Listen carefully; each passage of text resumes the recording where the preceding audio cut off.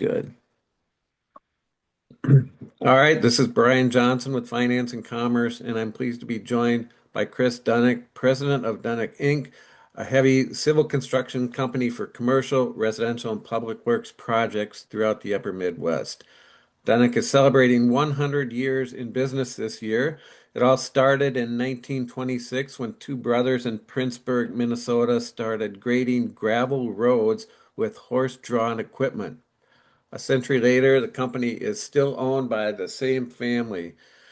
Today, Duininck is a multi-state company with more than 1,400 employees spanning heavy civil construction, underground utilities, water management, golf course construction, concrete, and real estate. Chris, did I get that right? Is that a pretty good overview? Yeah, that's you summed it up pretty well, Brian. All right. Well, thanks for joining me. And I was wondering if you could, obviously, we want to talk about your big milestone anniversary. And I believe you had a celebration this past weekend. Is that correct? Yes, yeah, that's right. We had our 100-year anniversary celebration party at the Civic Center in Wilmer, Minnesota, and we had some probably 1,500 people attend. It was just a really great celebration and a way to honor our past and current employees and just give people a little bit of a glimpse into the Duininck construction family and what we're all about. So it was a really fun weekend. Did you have some old timers there, some people who go way back with with the company, that kind of thing?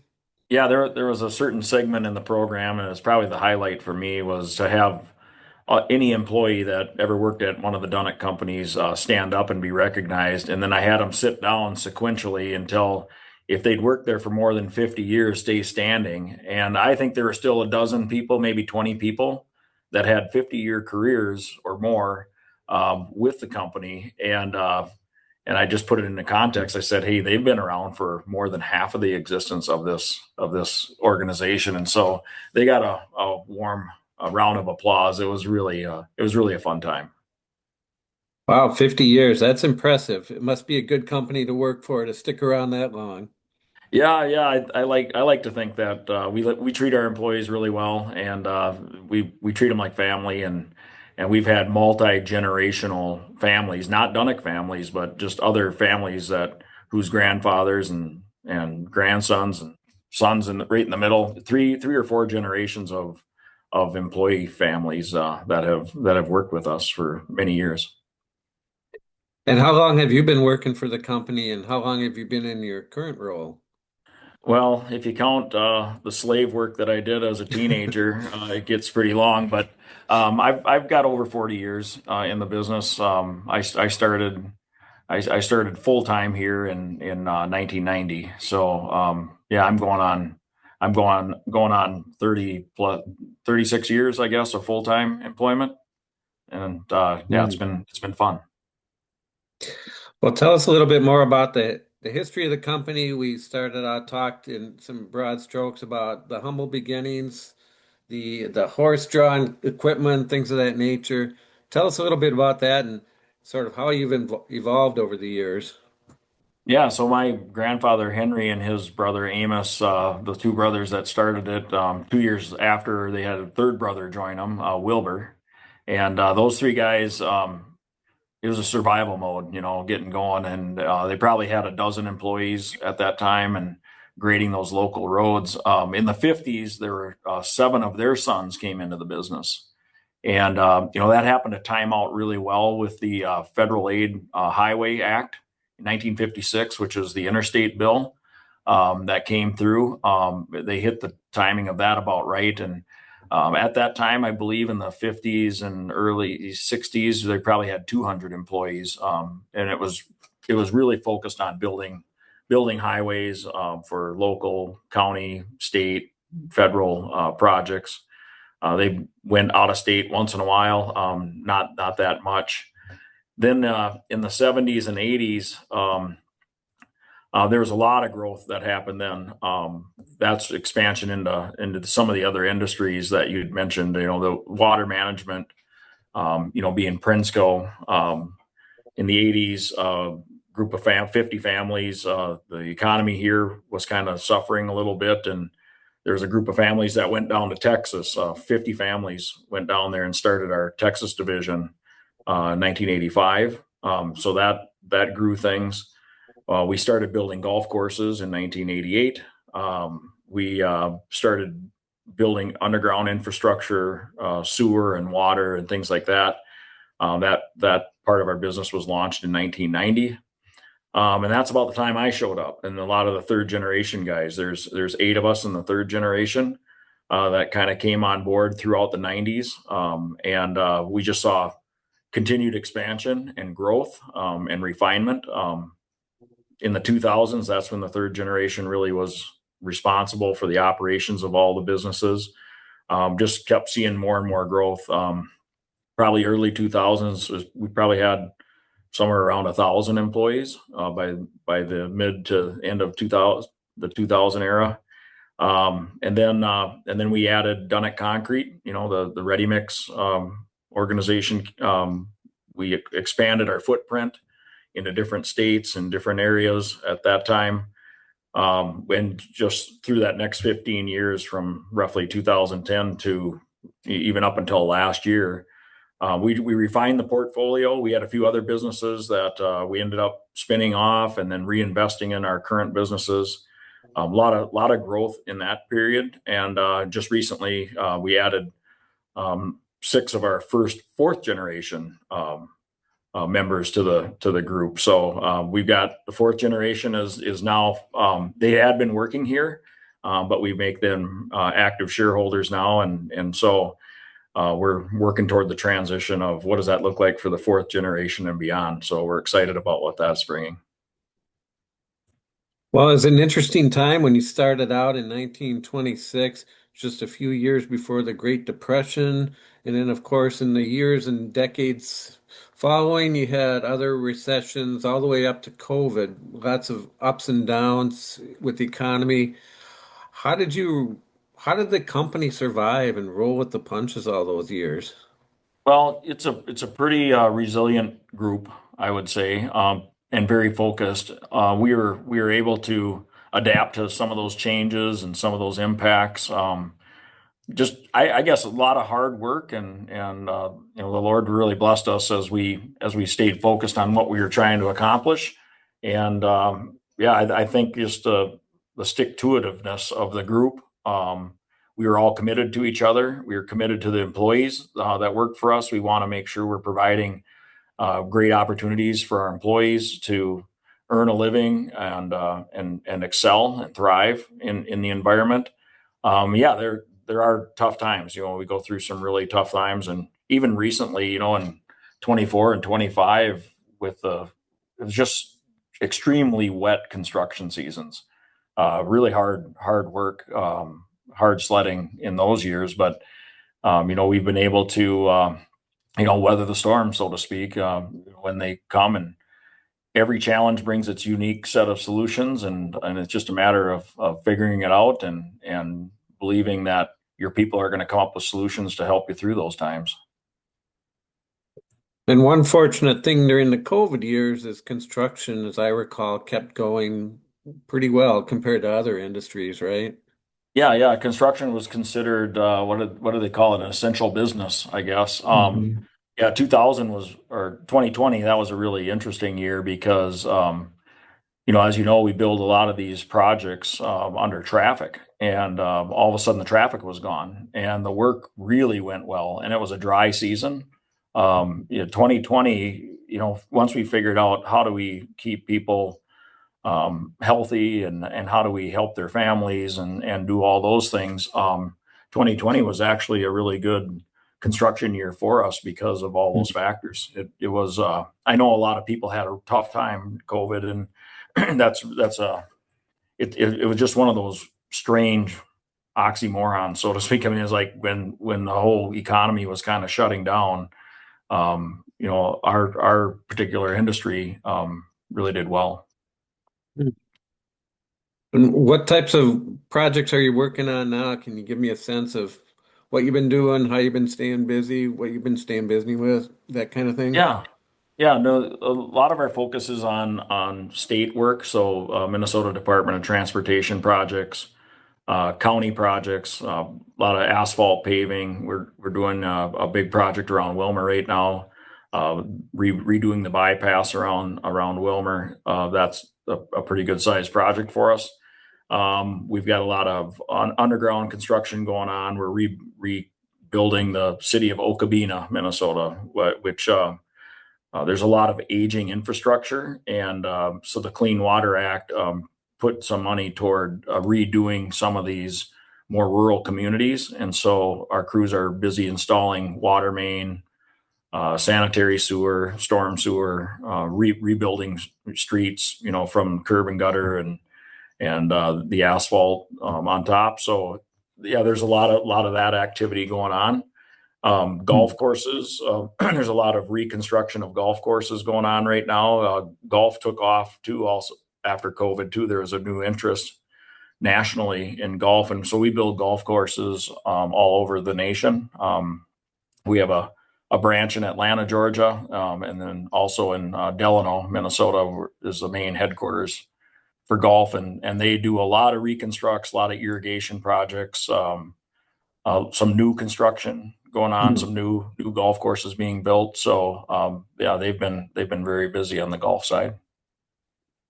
Yeah, I wanted to ask you about golf. It's a timely topic with the 3M Open just being held here in the Twin Cities. I think just last weekend, right? We're speaking on Yes. a Monday here, but so you're still seeing some activity there locally as with new construction as well as upkeep projects.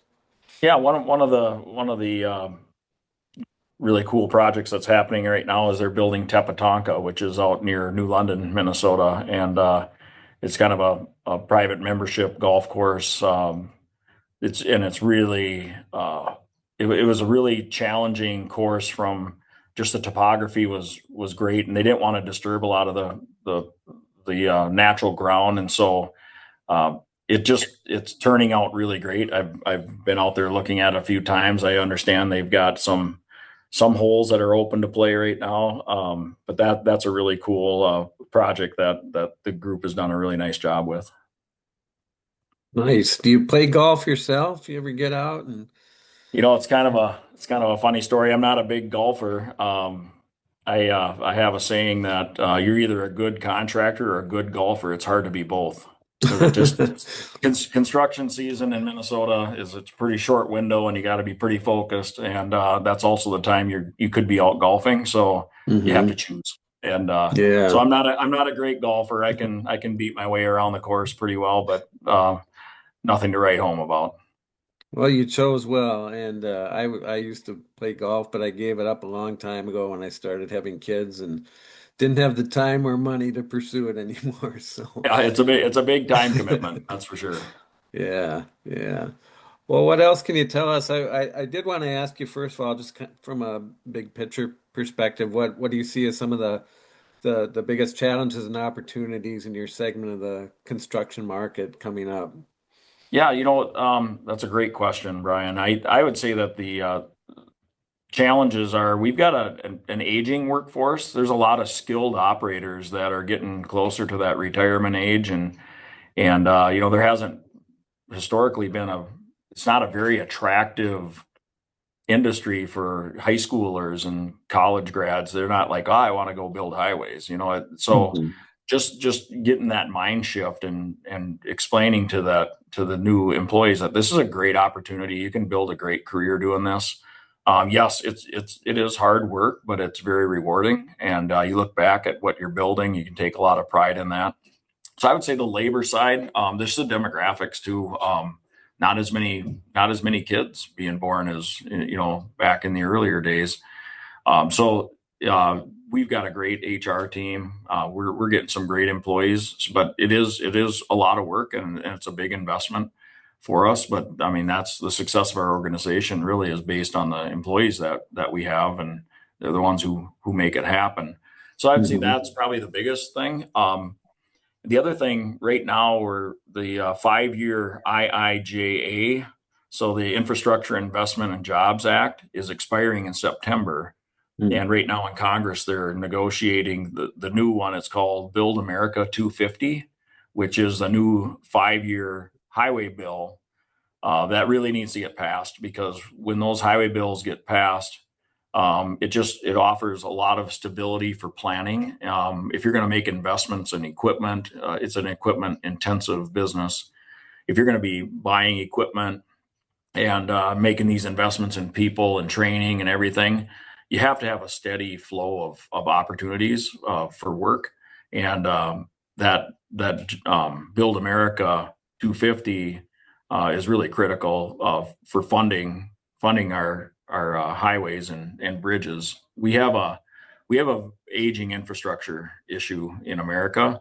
A lot of these highways and underground projects, they were 50 to 70 years ago is when they were built, and they're coming to the end of their life. And without a real serious reinvestment in that, our infrastructure is kind of crumbling. I'm sure you've seen some of the reports on the ages of bridges, and we've all seen bridge collapses. Minnesota's wasn't too long ago, but there's a real challenge there for funding. And if the Congress can get that passed, it would mean a lot to the industry for sure. Yeah, that was a great point because with some of the infrastructure, you can see what's going on. If the street is in bad condition, or the bridges, you can see some crumbling concrete and things of that nature. But you mentioned the underground stuff, that underground infrastructure that we just take for granted, and we don't even maybe realize that it's there sometimes. That's a very important infrastructure, and like you said, it's also aging, right? Yeah, yeah, it's critical. I mean, when you flush your toilet, it's the last time you think about it. But there's a lot of things that are happening. Or if anybody turns their faucet on in their house, they expect the water to come out, and we're getting to the point where sometimes those systems are failing. And uh, it doesn't take much to really upset someone's daily routine if their sewer and water is not working at their home. And a lot of those systems are getting to the point where if you don't replace them, you're going to have some real problems down the road. Yeah, my brother recently went through that with his house. He went on vacation and came back, and one of the underground pipes had uh, failed, and pretty soon he's looking at some major work that needs to be done. Yeah, So, I don't know yeah. if you saw what happened out in California, in Los Angeles. That water main broke and flooded out Mhm. all these businesses and these apartments. And I was talking to my son-in-law. He lives in California, and he said, yeah, they're saying they're going to replace that in the year 2030. And then the very next day, another section broke and Mm, failed. And so I don't know if they can wait for 4 more years of breaking pipes down Main Street, Los yeah, Angeles. That's probably not a recipe for success. yeah, no question about it. Um, well, I want to get back to talking to you just a little bit more about your company and its history, and you've been actively involved, it sounds like, for close to 40 years now. And when you were growing up, do you remember, I don't know if your dad worked in the business or what, but do you remember those days of growing up in the company and just being part of that and going out on Yeah, job sites and things like that? yeah. I certainly do. I grew up in a town of 500 people, and the main maintenance shop was located in my backyard as a kid. And so I was over there with mechanics, looking at engines coming apart. And every once they'd hand me a broom, and I'd be sweeping the floor when I was probably 6 years old, and just hanging out with those guys. My dad would sometimes load me up in his pickup, and we'd drive out to a job site, and he'd put me in a motor grader. I remember a motor grader operator. His name was Barney, and I didn't know him at all. My dad said, "Hey, this is Chris. Why don't you hop in there with Barney, and he's going to show you how this machine works." And I think I was probably 7 years old at that time, and it wasn't 30 minutes later I was sound asleep in his cab, laying in the corner of his cab, and so some hot days. Yeah, I mean, when I was 15 years old, I'd ride with a truck driver to work to go do the gravel testing when we were doing gravel crushing and mining. So I was doing Mhm. gradations when I was 15, and I'd have to hitch a ride with somebody because I didn't have a driver's license. And it wasn't too long after that they had me working on the road. Probably, this was before you had to be 18. So worked on the road, all the way through my high school. saved enough money with the money I made during those summers to pay for my college. So Mhm. it was really just a great experience, and just so many great people that were just Mhm. thrilled to have you around. And they're just like, oh, this is great. Yeah, hop in with me, or I'm going to show you, teach you how to do this. And I mean, Mhm. I was running equipment when I was 14 years old. I was running loaders and dozers and scrapers, and so yeah, I kind of grew up with it. It got in my blood, and I've never been able to get it out. Yeah. It's been a great career, Yeah. and just fantastic way to experience life. Sounds like it. And having experience in all those different hands-on aspects of the business, now as the boss, you have the credibility where you can say, "Hey, I've done that." Yeah, Right? and You know how it works. not just credibility, but appreciation for how hard it is. Right. It's Yep. not. I'm not sitting here telling a paver operator, like, hey, your job's easy. Just go do Mhm. this. I mean, that it's a technical skill, and I appreciate the skills that these guys have. The ones that run excavators and rollers and pavers. I mean, it's just not a. You don't just get on and start driving around. I mean, there's a lot of technical things that are happening, and these people are smart and they're really good at it. And I have a lot of appreciation for what our people do, Yeah, hats off to those folks. for Absolutely. sure. Absolutely. Well, Chris, we've talked a lot here about the history of the company and different things, and I don't want to take up too much of your time. Is there anything else you want to add before I let you go? No, I just add that there's a lot of people that are involved behind the scenes in helping a business be successful, and I've got some great partners. I've got a brother in the business, and cousins and uncles, and just there's such great teamwork, and there's just such a great group of people to be associated with. And it's the job's a lot bigger than one person, and the success isn't because of one person. It's not even one generation. It's our customers, it's our vendors, it's our employees, it's just everything that has to come together to build a successful business. It requires just a lot of really great people, and I'm happy that we have that around us.